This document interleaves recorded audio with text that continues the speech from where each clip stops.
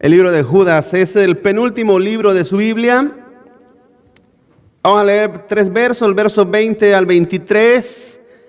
Gloria a Dios. Y vamos a continuar en esta mañana, en este día, bueno, ya es mediodía, acerca de esta serie que hemos estado hablando, las salvaciones del Señor. Gloria a Dios. Y Judas 20, dice la Escritura: pero vosotros, amados, edificaos o edifíquense sobre vuestra santísima fe, orando en el Espíritu Santo, conservándose en el amor de Dios, esperando la misericordia de nuestro Señor Jesucristo para vida eterna.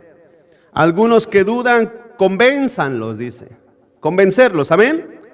A otros sálvenlos, arrebatándolos del fuego, y de otros tengan misericordia con temor, aborreciendo aún la ropa contaminada por su carne. Gloria a Dios. Vamos en esta mañana a hablar el tema. Este tema es matando las dudas. Amén. Vamos a hablar acerca de las dudas que muchas veces se generan en la salvación que Dios nos ha dado, en la vida eterna que nos ha dado. Oremos. Señor, gracias en esta mañana, tu amor, tu bondad. Gracias por cada hermano, hermana, Señor, y visitante que está aquí con nosotros. Te agradecemos por tu bondad, Señor, de que están aquí, Señor, entre nosotros. Bendecimos sus vidas, Señor, Padre, a través de tu palabra, y que tu gracia, Señor, inunde nuestros corazones para poder, Señor, siempre disfrutar tu amor, tu bondad, tu misericordia, Señor. Gracias, en el nombre de Jesús te damos. Amén y amén, Padre. Gloria a Dios. Toma su asiento, hermano. Hemos estado hablando durante estas semanas acerca de la salvación, la vida eterna, que de hecho, hay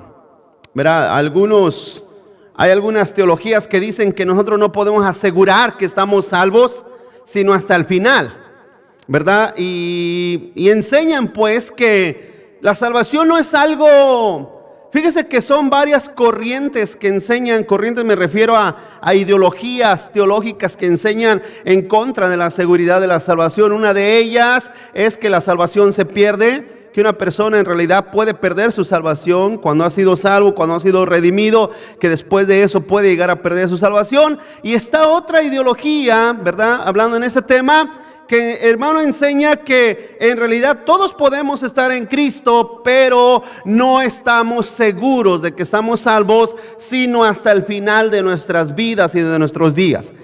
Entonces, ¿verdad? Combatiendo esas ideologías y pensamientos referente, hermano, a la inseguridad de la salvación y de la vida eterna. Por eso que he preparado estas enseñanzas. Y después de todo eso, iglesia, hay muchas dudas. Hay cosas que generan duda en la vida de aquellos que han sido llamados a la vida eterna, ¿no?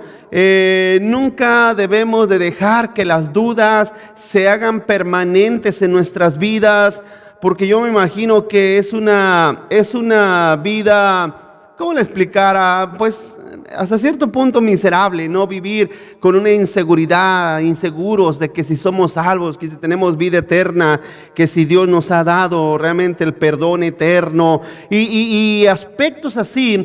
Para una persona que no puede tener una certeza de su salvación y de la vida eterna, me imagino que ha de vivir siempre inseguro, ¿no? No sabe dónde va a ir a parar después de morir, tiene miedo a morir, tiene miedo a irse al infierno, tiene miedo de condenarse, y hay muchas cosas, ¿verdad?, que atribulan su vida. Su conciencia no lo deja vivir tranquilo, no lo deja vivir en paz. Toda esa manera de vivir inseguro y lleno de dudas, iglesia, tenemos que ver qué es lo que Dios nos dice en su palabra para que eso se disipe de nuestra mente y de nuestro corazón. Amén, hermanos. Tiene que quitarse de nuestra vida. Y quiero hablar en esta mañana acerca de algunas cosas, hermano, que contribuyen más a esa duda en el corazón de las personas. En primer lugar, hermano, hay dudas por temor a la verdad.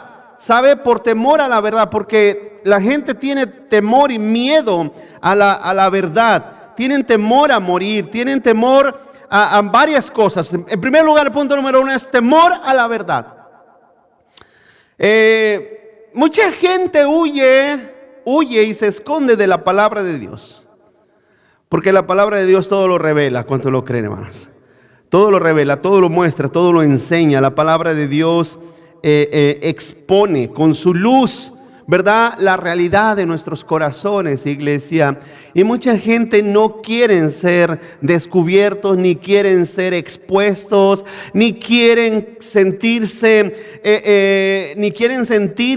en cierta manera, ¿verdad?, descubiertos de su vida. Aunque en realidad nadie sabe lo que la gente vive, es solamente su propia conciencia lo que lo hace sentir, ¿verdad?, inseguro, y lo hace vivir en una manera, hermano, atacado, se siente atacado, ¿verdad? Esa persona siente que lo atacan, siente que hay un ataque frontal a su persona, porque tiene temor a la verdad de Dios. Y más si la palabra de Dios reprende sus acciones, ¿no? Reprende sus acciones, reprende sus conductas. Y cuando las reprueba, ¿verdad? Es como el niño berrinchudo que tú le dices que no, ¿qué hace? ¿Qué hace el niño berrinchudo cuando le dices que no? Más emberrincha, ¿verdad, hermanos? Y llora y se enoja. Y es así. La palabra de Dios a mucha gente no le gusta porque esa verdad contraataca sus acciones, ¿sí? Pero déjeme decirle una cosa, hermano. Continuando con este punto, cuando se prefiere una predicación ligera, lo único que ganamos son más dudas. En otras palabras, si usted bien se fija, la manera más incorrecta de crear a los hijos es diciéndoles, o mejor dicho, no diciéndoles nada en medio de sus travesuras, ¿verdad? Dejándolos que se comporten como ellos piensan. Yo a veces me pongo a pensar, ¿no? Cuando uno está, no sé usted, pero no sé, quizás pensamos distinto en este aspecto, pero por ejemplo, cuando yo voy a comer a un restaurante y a veces veo una persona o una familia que está ahí, que sus niños están insoportables, gritando, corriendo, y están en cierta manera disturbando o ¿cómo se les puede decir? Distorsionando el ambiente, porque uno va a un restaurante. ¿A qué va usted a comer, hermano? ¿A qué va usted al restaurante? Hermanos, a disfrutar la comida, está tranquilo, ¿verdad? Entonces, cuando está un niño ahí, y está con esa manera brincando y llorando y gritando y pataleando, y los papás, ¿verdad?, como son bien enérgicos, le dicen con una voz bien enérgica así: date en paz, date quieto. Y entonces el niño, como es bien obediente, como los nuestros, ¿cuántos dicen amén? Yo sé que siempre que me meto con nuestros hijos, olvídense, hermano, me echan una cara, pero no me hagan enojar porque les voy a decir otras cosas más duras. Así es que entiéndame lo que les estoy tratando de decir. Que tu mala educación, la mala forma de cómo tú educas a tus hijos, distorsiona la paz de otros. ¿Sí? Distorsiona la paz de otros. Y tú no tienes derecho a distorsionar la paz de otros por medio de tu mala educación. Escúchame lo que le digo. Dios no es así. Dios no es así. Les estoy dando un ejemplo contrario para que usted tome la idea correcta. Dios no es así. Dios nos dice la verdad. ¿Para qué? ¿Para qué? Para que corrijamos nuestras vidas. ¿O no, iglesia? ¿Cuántos creen que Dios es un Padre bueno? Dios es un Padre bueno. Si Dios no te amara, te dejaría ir al infierno. Tú vas camino al infierno. ¿Sí sabes eso? ¿Cuántos están aquí conmigo?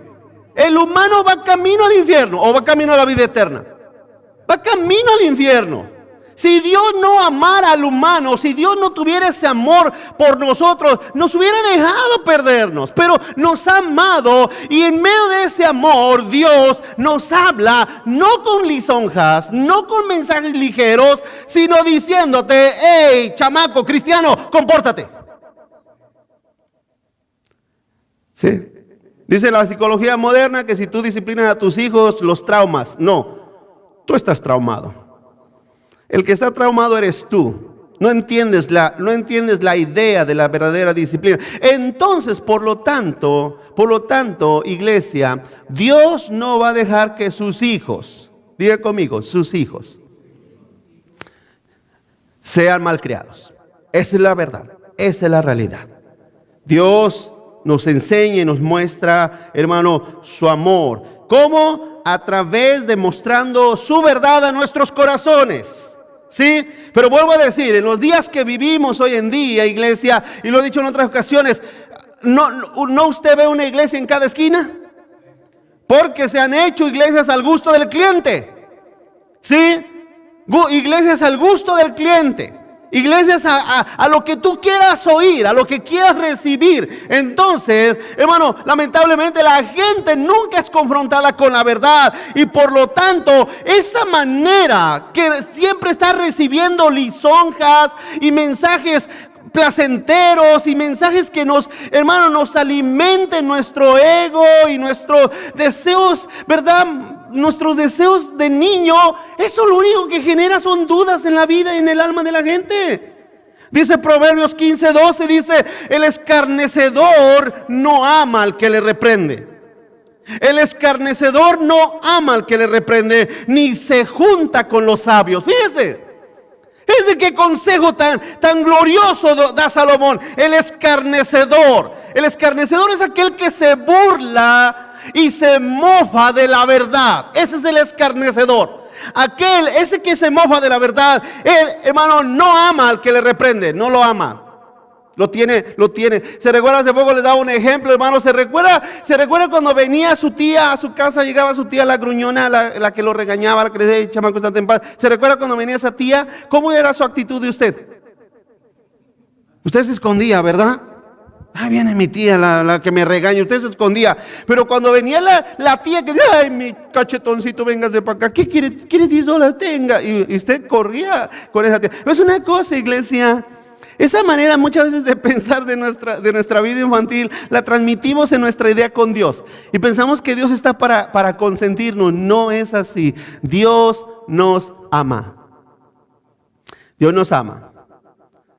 Y el escarnecedor solamente, hermano, ama al que le da por su lado.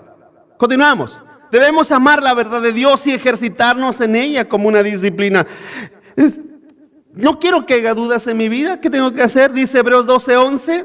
Dice Hebreos 12:11. Dice, es verdad que ninguna disciplina al presente parece ser causa de gozo, sino de tristeza. Pero después da fruto apacible de justicia a los que en ella han sido ejercitados, hermano.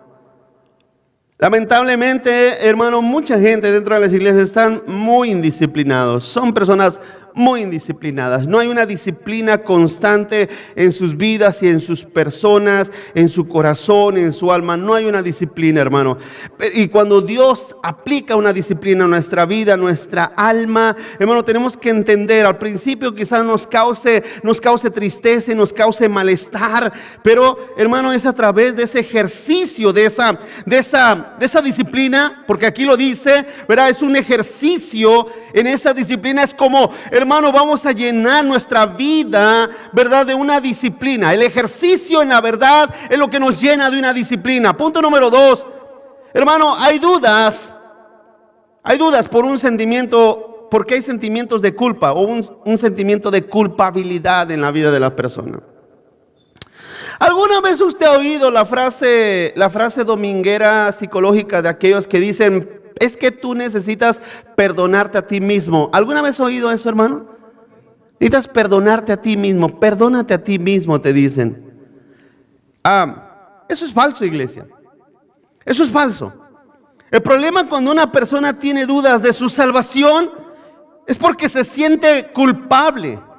¿Sabe por qué se siente culpable? Porque muchas veces hace más caso a los engaños, a las mentiras de Satanás, que a las promesas de Dios. ¿Sí? Que a las promesas de Dios. Es cierto, continuó, es cierto que somos culpables, pero también somos perdonados, hermanos. Hemos sido perdonados. Hemos sido perdonados. Esa es la realidad, hermano, que Dios nos trata de mostrar siempre. Te he perdonado. Crea mi palabra, dice el Señor. Créele a Dios, créele al Señor, créele a su promesa. Él te ha perdonado. Sí, Él te ha dado perdón. Pero le pregunto, iglesia, seamos siendo sinceros, ¿alguna vez usted ha sentido dudas de su salvación? ¿Se ha sentido que en realidad no ha sido salvo? quiero que sepa, cuando esa voz viene a su mente, a sus oídos, no es la voz de Dios. Yo lo he aprendido a través de los años, a través de mis años de creyente. Hermano, cuando uno ha dudado de algo, de una promesa de Dios, no es la voz de Dios. No es la voz del Señor quien te dice no eres salvo. No, el Señor nunca te podrá decir algo. ¿Sí sabes por qué? Porque Dios no te dice una cosa y después te dice otra. El Señor no te promete algo y después te quita esa promesa. Así no es Dios. Cuando viene ese pensamiento, esa voz a su mente, y ahorita voy a explicar el por qué llegan esas voces que te dicen no eres salvo, tú no eres salvo. Usted tiene que entender, esa no es la voz de Dios. En palabras más sencillas, es Satanás, el diablo, quien está tratando de sembrarle esa semilla de duda en su pensamiento y en su mente. Y por eso es que mucha gente, hermano, viven como no salvos. Y por eso es que algunos han llegado a creer, bueno, es que en realidad nadie puede saber si es salvo. Algún día, quizás más adelante, llegaremos a ser salvos. Esa no es la manera de vivir. Esa no es la manera correcta de vivir. Dice Colosenses 2:13. Dice, y a vosotros estando muertos en pecados y en la incircuncisión de vuestra carne. Fíjese lo que dice Colosenses 2:13, dice, les dio vida juntamente con Él, perdonándonos, ¿qué, hermanos? Todos los pecados. Todos los pecados. Entonces, hermano, es cierto que somos culpables, pero también somos perdonados. ¿Cuántos dicen amén? Hemos sido perdonados por su gracia. Dice primera de Juan 1:9 y 10. Dice, si confesamos nuestros pecados, Él es fiel y justo. ¿Para qué, hermanos? Para perdonar nuestros pecados y limpiarnos de toda maldad. Si decimos que no hemos pecado, le hacemos a Él mentiroso y su palabra no está en nosotros. Entonces, hermano, la razón por la cual Dios te perdona es porque tú reconoces que eres un pecador. Porque tú reconoces que fallas, que pecas ante Dios. Y debes una cosa, iglesia. Como lo he explicado, la única oración, si tú eres una persona que no ha llegado a la vida eterna, que no tienes salvación todavía, y que nunca has creído en Jesús como tu Salvador, la única oración que Dios va a escuchar de ti es cuando te arrepientas sinceramente. Es la única oración que Dios va a escuchar, cuando te arrepientas sinceramente de todo tu corazón. De allí en adelante no hay otra oración que Dios te pueda escuchar. Cuando tú te arrepientas, Dios te dará perdón, te dará vida. Y escúchame, como dice aquí, ya lo leímos ahorita, Dios te perdonará todos tus pecados. Todos. ¿Cuántos dicen amén? Todos. ¿Qué significan todos? No lo escucho muy convencidos. ¿Qué significan todos? Todos. ¿Sí? Bueno, no confundamos, no a todos. Dije todos tus pecados. Los tuyos, no a todos. Dios no ha creado una salvación universal. No. Dios te perdona a ti. En el momento que tú reconoces que eres pecador, a ti te perdona todos tus pecados. Amén, hermano. El pecador recibe todo el perdón de sus pecados cuando se arrepiente. Cuando se arrepiente es que recibe todo el perdón de sus pecados. Y eso, hermano, a nosotros nos debe de dar aliento, consuelo. Y la duda ese sentimiento de culpa, de culpabilidad, tiene que desaparecer. ¿Por qué? Somos culpables, pero no deje que el sentimiento permanezca en su alma, en su corazón. Por eso les decía al principio, cuando alguien te dice, es que necesitas perdonarte a ti mismo. No. Tú no necesitas perdonarte a ti mismo. Lo que necesitas es creerle a Dios que Dios te ha perdonado. Créele a Dios que Dios te ha perdonado. Él te ha dicho, si Él te ha dicho, te perdono todos tus pecados, créele a Dios. Créele al Señor. ¿Está conmigo, iglesia? Créele al Señor. Si confiesas tus pecados, si confiesas tus maldades. Fíjese, hermano, fíjese cómo este pasaje de primera de Juan 1:9 dice, si confesamos nuestros pecados. Si confesamos nuestros pecados, ¿qué dice? Él es fiel y justo para perdonarnos nuestros pecados. Él es fiel y justo. Entonces, ¿en qué confiamos? Cuando yo reconozco que soy pecador, ¿en qué tengo que depositar mi confianza? ¿En qué tengo que depositar mi confianza? En que Cristo es fiel y justo. En eso. No en mí. No en mí. Soy culpable, sí, pero Él es fiel y justo. Pregunto, ¿nosotros somos fieles y justos? Dice la Biblia, hermano, que justo no hay ninguno. Dice la Biblia que aunque somos infieles, Él permanece, ¿qué? Fiel. Entonces, Él es el único fiel y justo. Por lo tanto, yo no soy fiel y justo, pero yo deposito mi confianza en Él. Soy perdonado. Mis pecados han sido todos perdonados. Todos perdonados. Todos. Y el diablo, aunque venga, como te vuelvo a decir, venga y te diga, no, tú no has sido perdonado. Tú todavía te portas mal. Tienes razón, diablo. Tienes razón, me porto mal. Pero aún así Dios me ha perdonado. Me ha dado su justicia, me ha dado su misericordia. Pero es que ustedes los cristianos no son perfectos. Tienen razón, no somos perfectos, pero vamos caminando hacia la perfección de Cristo. Vamos caminando hacia su perfección. Así es que usted debe de creerlo en su corazón. Punto número 3. Hermano, quizás dudas por una ignorancia de la salvación legal. La salvación legal que Dios otorgó en la cruz. Hace poco les explicaba, les decía, iglesia, cuando usted adopta a un niño, hermano, ¿usted lo adopta de palabra o lo adopta legalmente? Para que sea realmente su hijo adoptado, tiene que hacerlo ¿cómo? ¿Legalmente? ¿Está conmigo? ¿O acaso yo puedo ir a, no sé, a cualquier parte del mundo? ¿Puedo ir a agarrar a un niño y traérmelo y decirme, es mi hijo? ¿Puedo hacer eso? Claro que no. Mas sin en cambio yo voy a un país, pongo la solicitud de adopción, es aprobada por un juez, ese niño o niña es legalmente, dígalo conmigo, legalmente, es mi hijo, mi hija. Entonces, escúcheme, la relación de hijo hacia su padre, en este caso, y de un padre hacia un hijo, no está basado en cierta manera en otra cosa más que en un hecho legal. Dios es Dios de pactos. Dios es un Dios que hace las cosas legales, porque Él es justo. Cuando Él te adoptó bajo una legalidad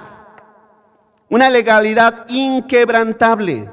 Póngame atención, inquebrantable. La salvación no es una emoción, sino una convicción. ¿Sí? Cuando se recuerdan aquel caso cuando Israel fue liberado de Egipto, iglesia, cuando estaban en Egipto, ¿qué le dijo el Señor? ¿Qué le dijo el Señor a los judíos, a los israelitas cuando estaban allá en Egipto, hermano? En un momento cuando el Señor iba a permitir que el ángel de la muerte pasara entre el pueblo, la nación judía, la nación egipcia, perdón. El Señor le da una orden a los judíos. Les dice que pongan sangre arriba del dintel, o sea, en el marco de las puertas. Sangre de un cordero. Porque iba a pasar el ángel de la muerte e iba a terminar con todos los primogénitos, hermano, de Egipto. ¿Se recuerda de ese hecho? ¿Usted cree, hermano, cuando en la noche estaban todos a la expectativa? Me imagino que muchos israelitas ni durmieron de saber, de pensar que iba a pasar el ángel, porque así lo describe la Biblia, el ángel de la muerte. Y quizás las madres no podían ni dormir pensando, ¿qué pasará? ¿Qué será? Pero la sangre en el dintel, hermano, cambió el futuro radical de las familias. Ellos quizás tenían temor, pero déjenme una cosa. Dios cumplió su palabra. Dios la cumplió al pie de la letra. Él dijo, cuando el ángel pase y vea la sangre, pasará de largo. Quiere decir que si un marco de puerta se quedaba sin sangre, escúcheme, Si un marco se quedaba sin sangre, esa familia perdía inmediatamente a su primogénito. ¿Verdad que sí? Eso marcaba la diferencia. Hermanos, cuando nosotros hemos creído en Jesús, hemos confesado nuestros pecados. ¿Sabe lo que nos cubre de la muerte? ¿Sí sabe lo que nos cubre de la muerte, hermano? La sangre de Jesús. Es eso. Es la sangre de Cristo. Ahora, voltéese a ver, ¿usted está rojo? Bueno, está rojo por la camisa, ¿verdad? Pero pregunto, ¿está rojo lleno de sangre? Nadie. Pero Dios en usted ve la sangre de Jesús.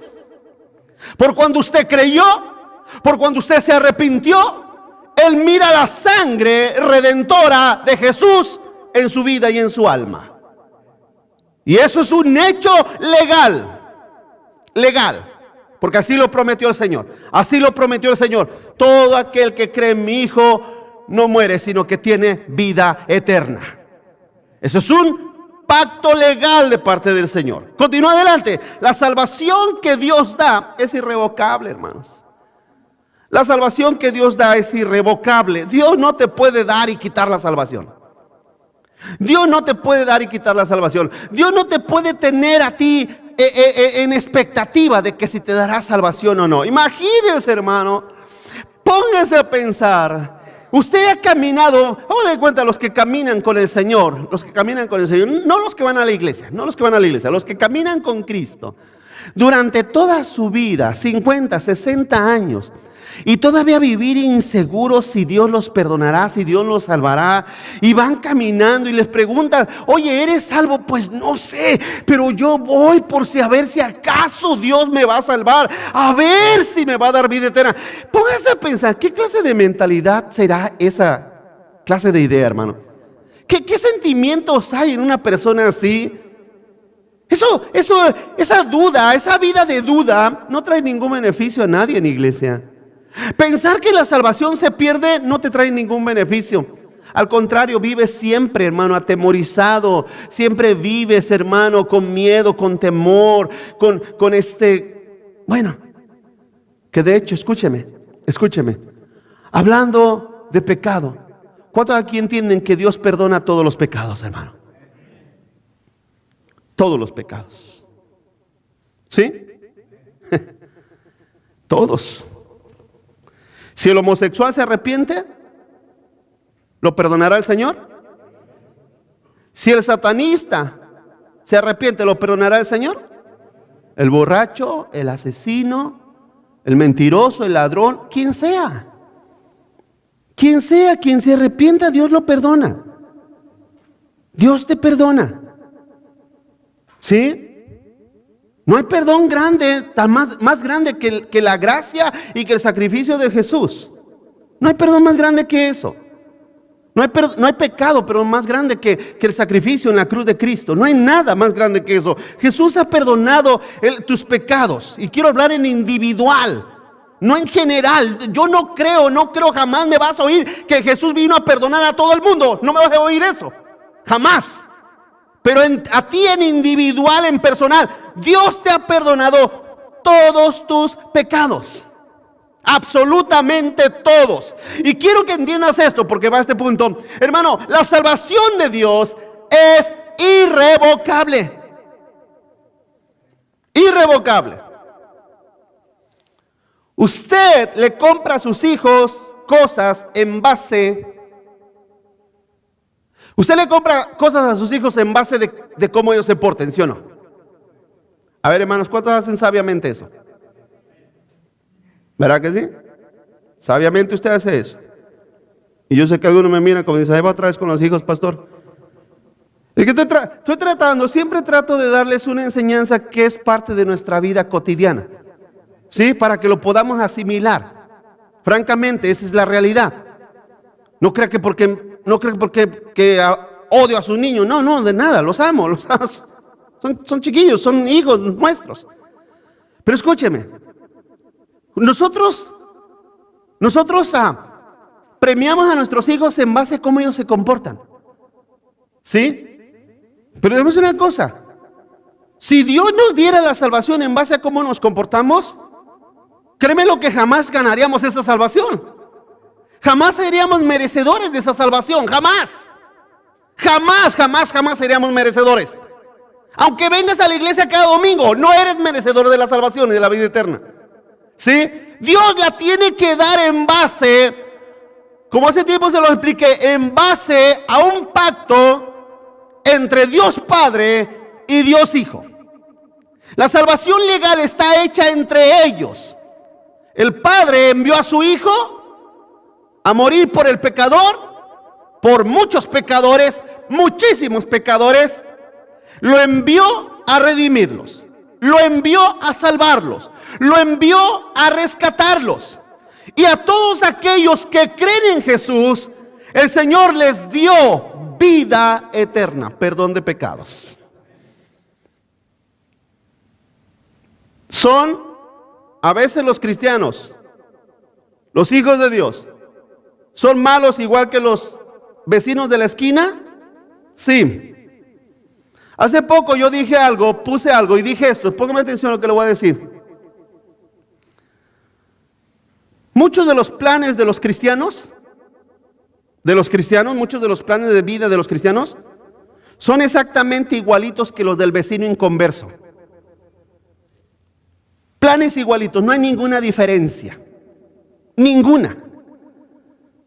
De hecho, que si tú vas y miras al vecino y miras al cristiano, no ves ninguna diferencia.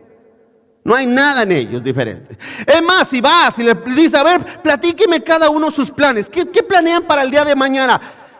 Y los planes del cristiano con los planes del inconverso son exactamente los mismos. Hacer dinero, trabajar, vivir y comer y hacer muchas cosas en esta tierra. Esos son los mismos planes. Lamentablemente muchos cristianos no tienen planes de la vida eterna, no tienen planes del cielo.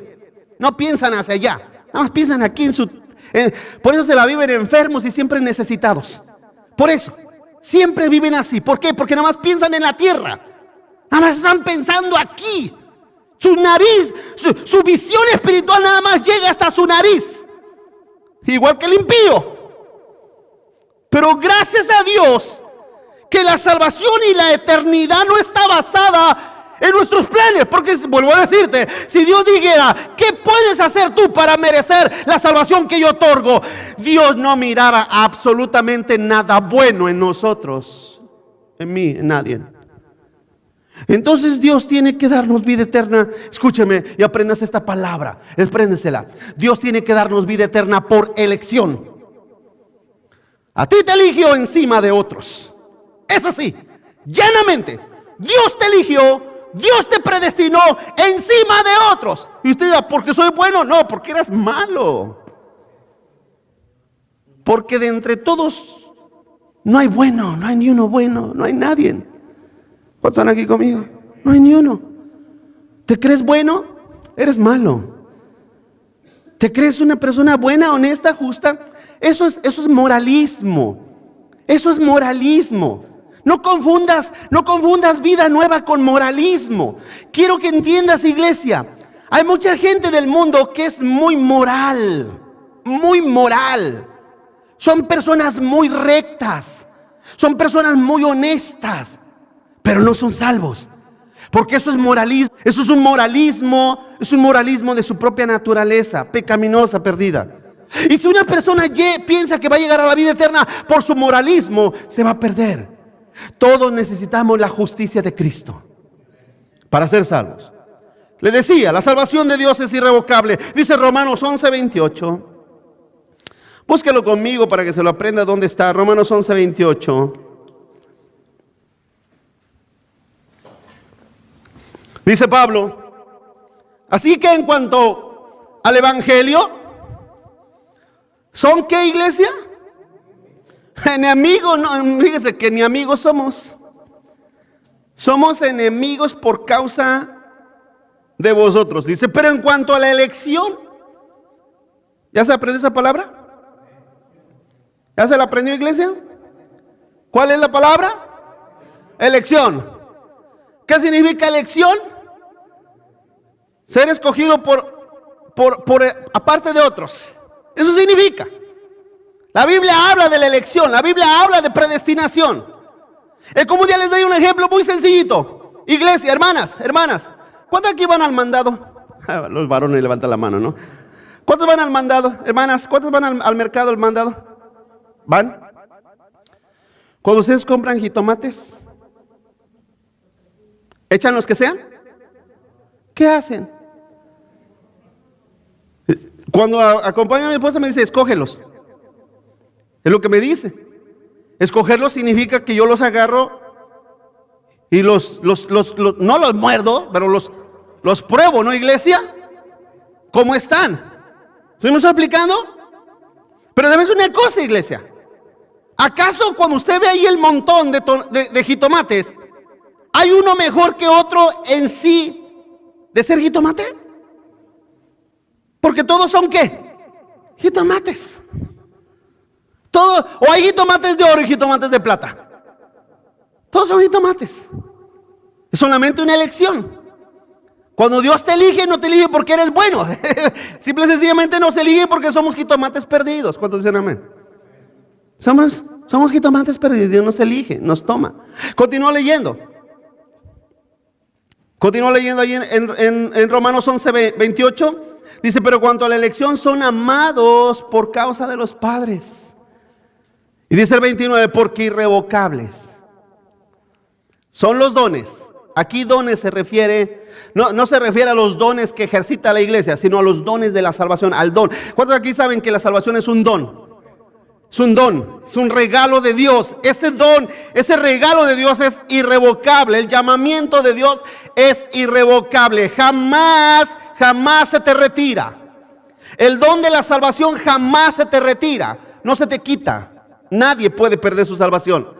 Nadie, absolutamente nadie, porque es irrevocable. Dios te la dio. No en base a que nosotros fuéramos buenos. Si así fuera, nadie lo recibiera. He sido en base a que Él, en su amor, en su gracia, en su bondad, nos eligió para darnos el don de la salvación y de la vida eterna.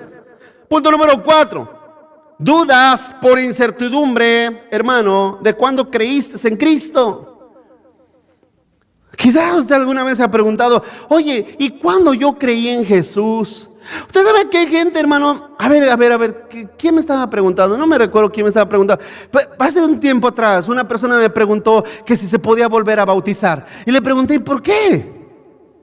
¿Por qué te quieres volver a bautizar? Dice, pues es que yo no me recuerdo cuando recibí a Jesús o cuando creí en Jesús. No me recuerdo cuándo fue eso. No. La Biblia enseña que nada más te puedes bautizar ¿cuántas veces? Un solo bautismo. Una sola fe, un solo Señor, un solo bautismo, un solo. ¿Sí? No te puedes bautizar cada 2, 3 veces. De hecho, si había una persona que nos visitaba, que me había dicho que se había bautizado como unas 10 veces, iglesia. Y le pregunté, ¿por qué te has bautizado tanto? O es que no estoy segura de mi salvación. No estás segura de tu salvación porque aún no eres salva. Esa es la realidad. Escúcheme, iglesia. Es como la pregunta, ¿tú te recuerdas cuando naciste? Usted dirá, pues sí, el 20 y tanto del mes tanto, del año tanto. Bueno, esa fecha te dijeron. ¿Cuántos dicen amén? Esa fecha te dijeron que naciste. Pero pregunto, cuando tú naciste, ¿te recuerdas de ese momento? ¿Quién se acuerda? Nadie. Pero aquí estás. En realidad no importa cuándo. En realidad no importa, porque usted dice, es que yo no me recuerdo cuándo yo le entregué mi vida, o cuándo creí, o cuándo me arrepentí, o cuándo hice la oración del pecador. No me recuerdo cuándo fue. No te preocupes de eso. El problema y el asunto es que ya estás aquí. Ya estás aquí. Y déjame decir una cosa, hermano. Ninguno puede venir a Cristo si el Padre no lo llama. Nadie puede venir al Señor si el Señor no te llama. El llamamiento es irrevocable, la salvación es irrevocable, hermano. Y también, hermano, si hay incertidumbre por cuándo tú naciste, esa no es tu preocupación. No te tienes que estar preocupando cuándo fue cuando yo lloré, o cuando yo creí, o cuando no te preocupes de eso. Si tú en este momento dices, pero Señor, yo creo en ti, yo creo en el Señor Jesús, yo creo en su amor, en su gracia, en su verdad, yo creo en Él, pues entonces sigue hacia adelante confiando en su verdad, confiando en su bondad, confiando en su misericordia, creciendo en la gracia del Señor. Punto número 5. Dudas por las caídas en las tentaciones constantes. Dudas por las caídas en las tentaciones constantes. Estoy en el punto número 4. Hermanos, el pecado, la maldad no es justificable en ninguna razón. En ninguna razón. Estamos en un cuerpo caído. Vivimos en un cuerpo caído. El día de ayer un hermano que iba a predicar ayer sábado me llama. Iba a dar su clase, su enseñanza acerca de Romanos capítulo 7. Donde Pablo habla acerca de cómo él batalla contra el pecado en la carne, cómo él lucha contra el pecado. Y dice Pablo: miserable de mí, ¿quién me podrá librar de este cuerpo de pecado, de este cuerpo de maldad? ¿Quién me podrá librar? Y Pablo enseña en ese pasaje, en ese capítulo, hermano, la lucha que hay del cuerpo contra el espíritu, el pecado contra la santidad. Y está esa lucha constante en la vida del cristiano. Y me llama el hermano, me dice: pastor, tengo una duda aquí, ¿me ayuda? Claro que sí, hermano.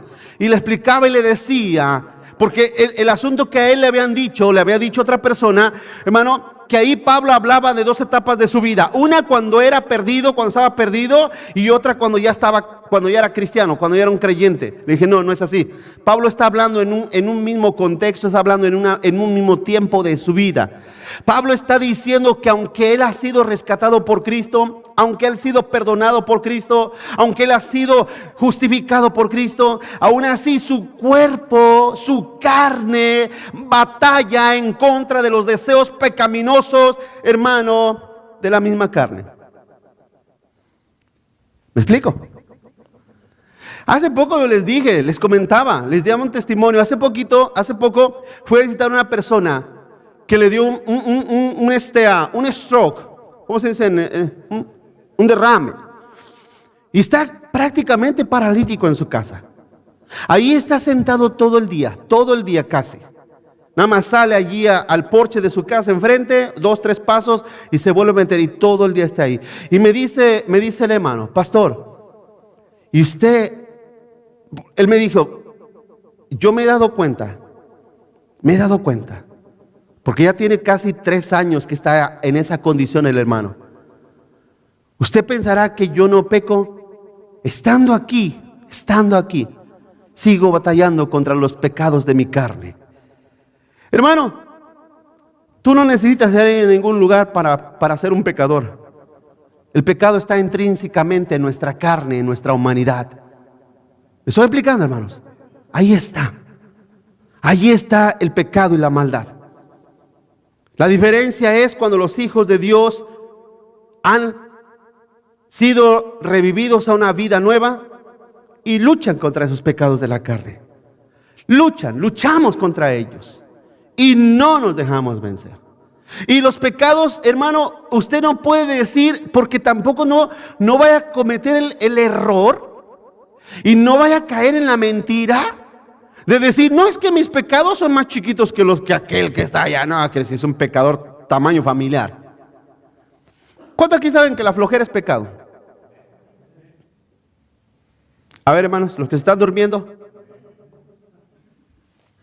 ¿Sí sabes que la pereza es pecado? Es un pecado de la carne. Entonces no pienses que eres mejor que el idólatra que está allá diciendo: oh, Virgen María, socorro. No pienses que eres menos pecador que aquel. El pecado es el mismo. Es el mismo. ¿Cuántos aquí saben que tener resentimiento contra alguien es ser un asesino? Iglesia, si tú odias a tu hermano, a alguien, a tu vecino, si lo odias, si tienes un resentimiento contra él, dice la Biblia que estás cometiendo asesinato. No tienes que ir a ningún lugar para decir que no eres pecador. Somos pecadores. Pero el asunto aquí es esto. Hermano. El pecado no se justifica jamás. Y continuó: Dios nos dio vida al alma, pero el cuerpo aún no ha sido redimido, hermanos. Tu cuerpo, tu carne aún no ha sido redimida. Dios, tienes vida eterna en el alma, en tu alma. tienes vida eterna, pero tu cuerpo necesita esperar a que se muera. ¿Cuántos dicen amén? Por eso cuando el cristiano muere, en realidad lo que está sucediendo con él es una liberación absoluta de su cuerpo de pecado, hermanos. No tiene que haber temor, no tiene que haber miedo. Escúcheme, se lo dije en una ocasión, cuando tú estés a punto de morir. Al menos yo lo que yo pienso y lo que yo, no sé, estoy como preparando ya, o ya mejor dicho, ya las preparé, las palabras finales que le voy a decir a mi cuerpo. Porque yo estoy seguro que el Señor me ha perdonado y tengo la vida eterna. Pero ¿qué le voy a decir a mi cuerpo? Le voy a decir: hasta nunca, mal amigo. Hasta nunca. Mi cuerpo tiene que morir para yo ser una persona perfecta. ¿Está aquí conmigo, hermanos? Esa es la realidad. Y nosotros como cristianos nos sentimos mal porque pecamos, porque caemos. Sí, es cierto. ¿Es cierto o no, iglesia? ¿Verdad que sí? Entonces, en otras palabras, mientras vivas, las tentaciones jamás se van a acabar en tu vida. Ahora, ¿cuál es la diferencia de los hijos de Dios? Que los hijos de Dios, hermano, en realidad tienen la fuerza del Espíritu de Dios en su vida para retener sus personas, ¿verdad que sí, iglesia? Tienen al Señor en sus vidas que los ayuda a frenar esas implicaciones hacia el pecado. El perdido no, el perdido le da rienda suelta a los deseos de su carne. Todo lo que su carne desea lo hace mientras tenga oportunidad y mientras tenga chance y mientras lo pueda hacer, lo hace. El pecador, el perdido, hermano, no tiene ninguna retención en su carne. Su carne desea algo y lo hace, ¿sí? Pero el cristiano no, el creyente no. Sabe que eso ofende a Dios, sabe que eso es una falta a Dios y se retiene su persona. Dice 1 Pedro 2:11, 1 Pedro 2:11 dice: mas os ruego como extranjeros, amados, yo os ruego como extranjeros y peregrinos que se abstengan de los deseos carnales que batallan ¿contra qué? Contra el alma. ¿Sí? Nos abstenemos de esos deseos carnales. Nos abstenemos de esos deseos que batallan y luchan contra la carne. No pienses que un pecado es más grave que otro. Todo pecado es pecado. No existen tales mentiras blancas. Hay gente que es muy mentirosa y dice: no, son mentiritas blancas. ¿Estás seguro? ¿Estás seguro que no sabes que los mentirosos no heredan el reino de los cielos? ¿Cuántos están aquí, hermanos? No pienses que un pecado es más grave que otro. No pienses eso. Pecado es pecado. Y tenemos que arrepentirnos y tenemos que luchar en contra de él. Tenemos que batallar en contra de él. Tenemos que desarraigar, hermano, y luchar constantemente en contra de esos sentimientos y emociones carnales. Por eso Pablo dice que debemos de vestirnos todos los días con la armadura de Dios. Todos los días. No cuando se te antoje, no cuando quieras. Porque tu carne todos los días tiene deseos. Deseos de dormir más, ¿hello? Deseos de ver televisión de más. Deseos de chismes. Deseos de críticas, deseos de murmuraciones. Tu carne no va a detenerse. No va a detenerse. Tu carne no va a parar. No quiere parar.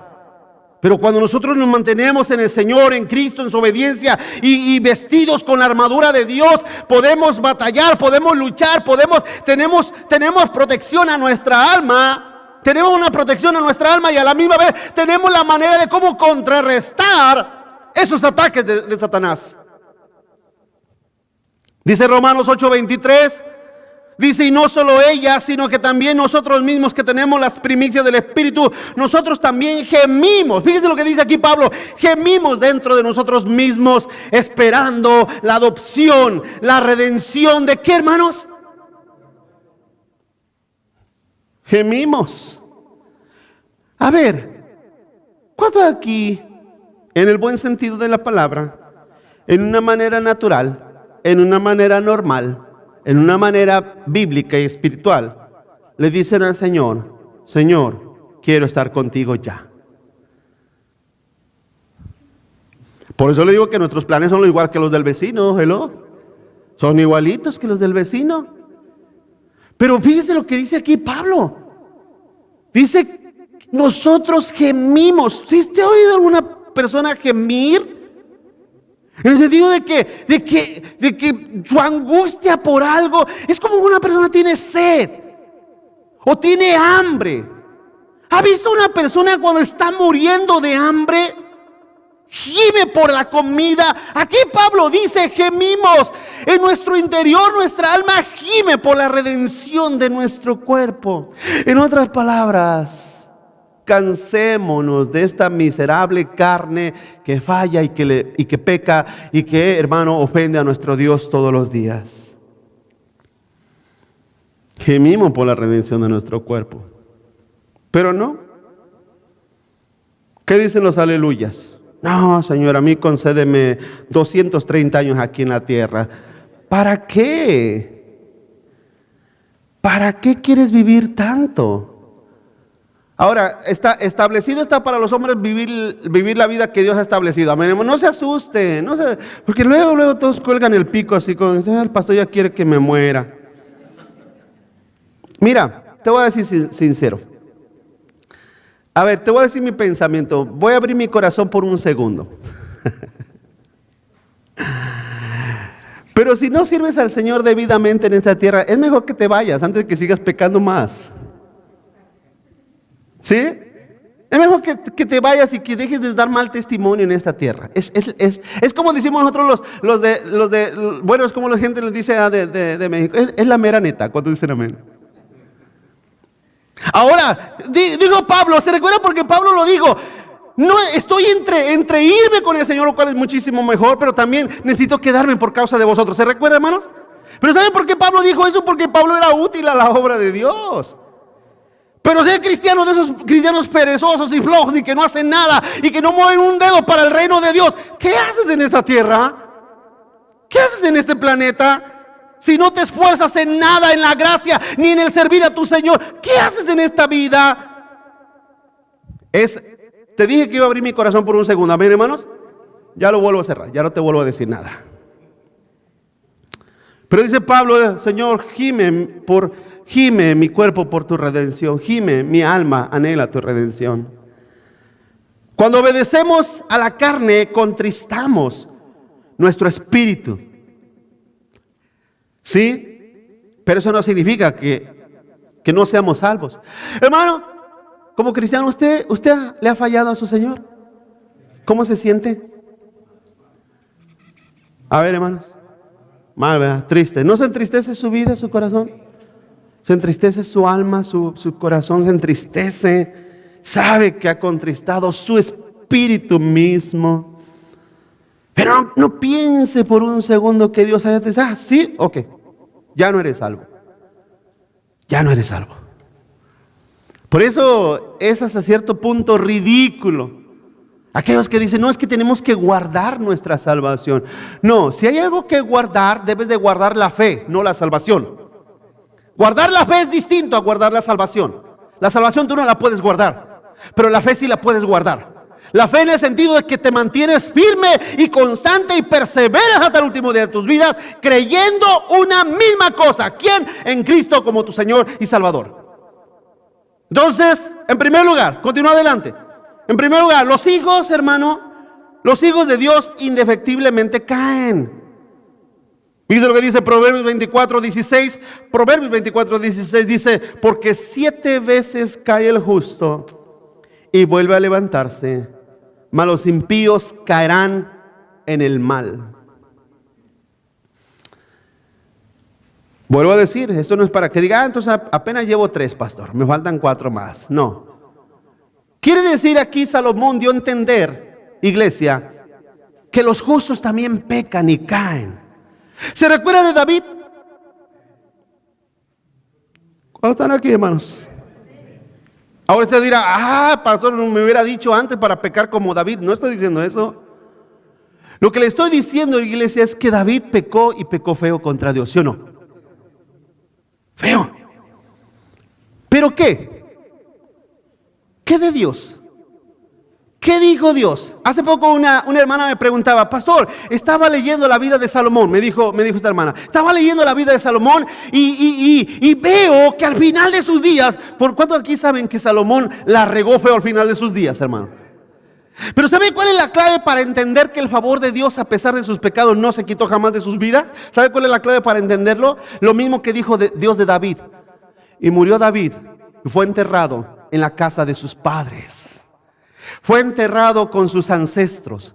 Fue enterrado con los reyes. Esa es la expresión en la cual Dios da a entender que esas personas, no sé, sin importar lo que hayan hecho. Y no me malentienda, no quiero que me malentienda, pero sin importar lo que hicieron ellos, Dios les concedió la vida eterna. ¿Y sabe qué es lo glorioso de todo esto? Que es Dios el que la da. Porque si fuéramos nosotros, ya algunos los miré así preparando la piedra acá abajo. Eso hizo ese miserable. Aquí ya con ¿por qué cree que el Señor los reprobó? ¿En qué encontraron a esta mujer? ¿En qué la encontraron? ¿En qué? Un pecado grave, ¿sí o no? ¿Y por qué cree que Jesús los condenó? ¿Por qué los reprobó? Todos venían con la piedra, ¿no venían con la piedra? Venían con la piedra. Igual como muchos cristianos y no cristianos, con la piedra. Incluso algunos hasta buscan la más grande. ¿Sí? Con la piedra. Señor escribiendo. Se levanta nada más para darle jaque mate a los pensamientos y las conciencias de ellos. ¿De veras? ¿De verdad esto hizo esta mujer? Bueno, el que esté libre de pecado, aviéntele la primera piedra. Todos, absolutamente todos. Y se fueron. Hermanos, Dios es el que otorga la gracia. Y tú no tienes ningún derecho de decirle a tu hermano, a tu hermana que está batallando y luchando y siguiendo adelante, que no es salvo. No tenemos ese derecho.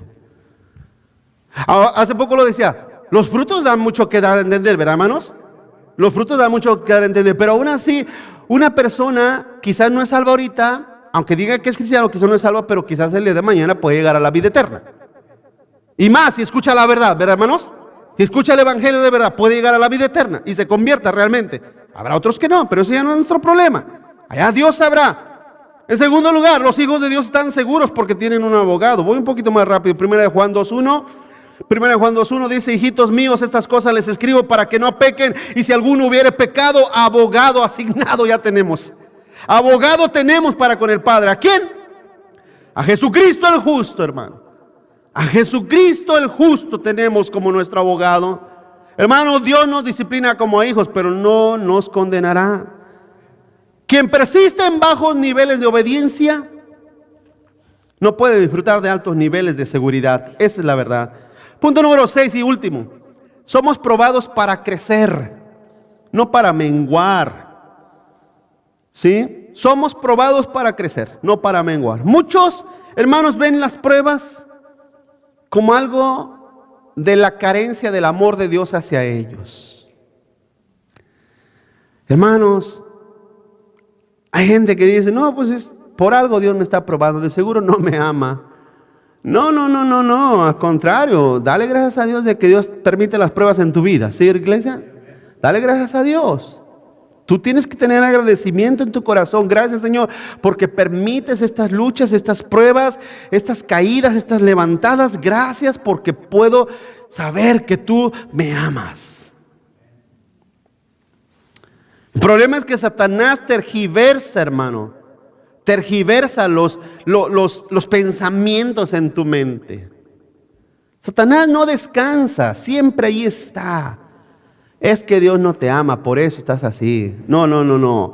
Dios te ama y por eso te está probando. Por eso Dios te está probando. Dios está probando tu vida, Dios está probando tu fe, está probando tu permanencia, tu persistencia, tu convicción. Dios lo prueba. Las pruebas de Dios no producen duda, hermanos. Producen esperanza y más fe. Si en medio de una lucha, por muy difícil que sea, te produce y te viene duda a tu vida, a tu corazón, es lo que te estoy explicando. Dios, por amor, disciplina a sus hijos. ¿Está de acuerdo conmigo, iglesia? Dios por amor disciplina a sus hijos. Pero Satanás, que es mal consejero y mal mensajero, llega y te dice, no, de seguro Dios ya no te ama. Usted tiene que hacer una elección incluso de sus buenos pensamientos. Tiene que hacer una elección de sus buenos pensamientos en su vida y en su persona. Romanos capítulo 5, verso 1. Romanos capítulo 5, verso 1 dice, justificados pues por la fe, tenemos paz para con Dios, por medio de nuestro Señor Jesucristo. Fíjense lo que dice verso 2, por quien también tenemos entrada por la fe a esta gracia en la cual estamos firmes y nos gloriamos en la esperanza de la gloria de Dios. El 3, y no solo esto, sino que también nos gloriamos en las ¿qué, iglesia? Nos gloriamos en las tribulaciones. Ahora fíjense lo que dice, sabiendo. A ver, dígalo conmigo, yo sé. Hermanos, yo sé, sabiendo que la tribulación produce ¿qué? Y la paciencia prueba, y la prueba esperanza, y la esperanza no te debe de causar vergüenza, porque el amor de Dios ha sido derramado en nuestros corazones por el Espíritu Santo que nos fue dado. No debe de haber dudas de tu salvación en tu corazón, en tu vida, en medio de las tribulaciones, en medio de las pruebas, en medio de las luchas, en medio del sufrimiento, en medio del dolor. No debe de haber duda del amor de Dios. ¿Por qué? Porque en realidad la prueba, la tribulación en tu vida, Dios la produce, Dios la permite para que tu corazón y tu vida se llene más de confianza, de esperanza, de fe y de convicción. ¿Sí? Entonces, esa es la voluntad de Dios. Eres hijo de Dios. En cierto momento Dios va a probar tu vida, Dios va a probar tu corazón, Dios va a probar tu alma. Dios te va a probar para afirmarte, afianzarte. Siempre yo he dicho, iglesia, cuando una persona pasa una prueba muy difícil, escúcheme, ya termino, denme unos minutos más. Cuando una persona pasa una prueba muy difícil en su vida, X prueba,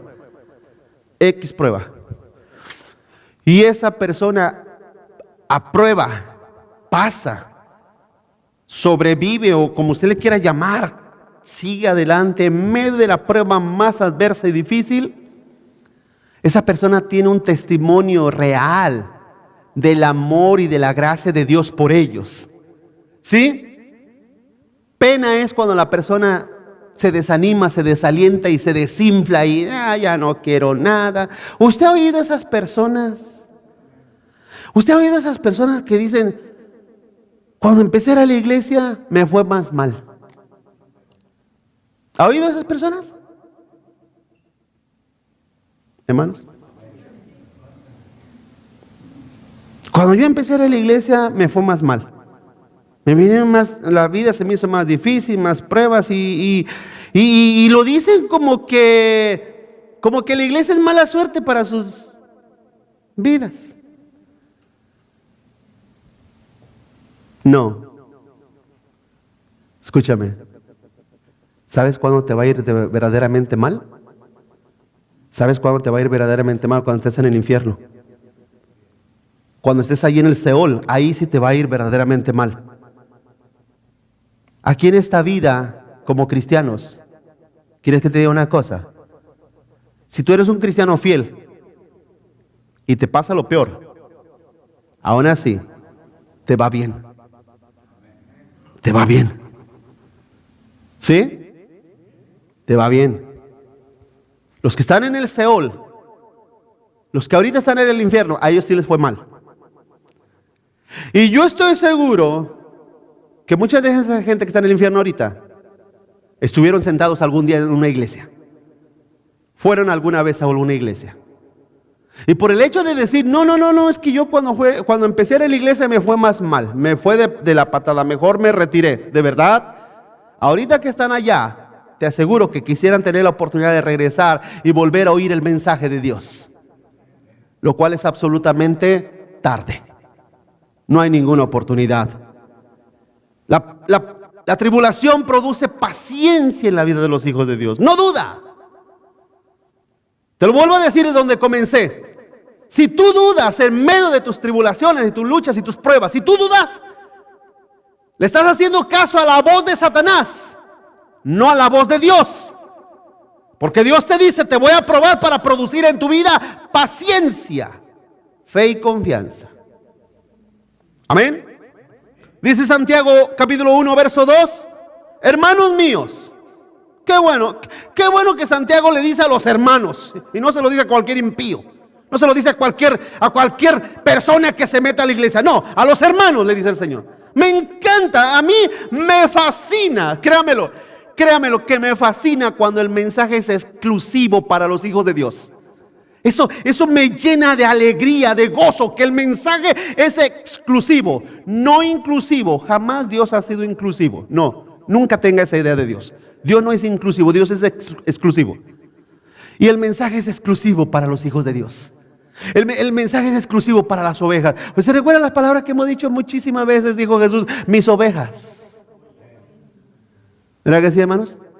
Mis ovejas oyen mi voz y me siguen. Mis ovejas. Exclusivismo. Eso es en base a su gloria, a su majestad. Y vuelvo a leer Santiago 1:2, dice, hermanos míos, tener por sumo gozo cuando se hallen, cuando se encuentren en diversas ¿qué? Vuelve a decir una vez más Santiago, sabiendo que la prueba de vuestra fe produce ¿qué? Una vez más, paciencia. Mas tenga la paciencia su obra completa para que seáis perfectos y cabales sin que les falte cosa alguna. Las pruebas producen gozo, paciencia, no duda, hermanos. El que duda, dice Santiago mismo dice que el que duda es como las olas del mar. Van y vienen. Van, ¿verdad que sí? En Santiago, el que duda, nada recibe. Nada recibe. Pidan, pero pidan con fe. Señor, dame convicción, dame que las pruebas que vengan a mi vida produzcan paciencia, la paciencia de tu gracia, la paciencia de tu misericordia, de tu bondad. Pero los que dudan son llevados para todos lados y para todos lugares y para todos rumbos.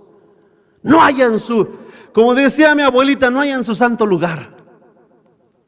No hayan su lugar en ningún lugar de esta tierra, porque siempre están dudando de Dios. No, iglesia. Nunca dudes del favor de Dios. Nunca dudes de la misericordia de Dios. Acuérdate, no bases tu salvación en lo que sientes, porque a veces te sientes terriblemente mal.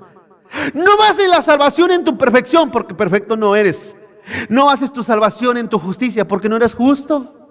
No bases tu salvación en pensar que tengo que ir caminando aquí, así no caerme, así, ay, Señor. No vivas así.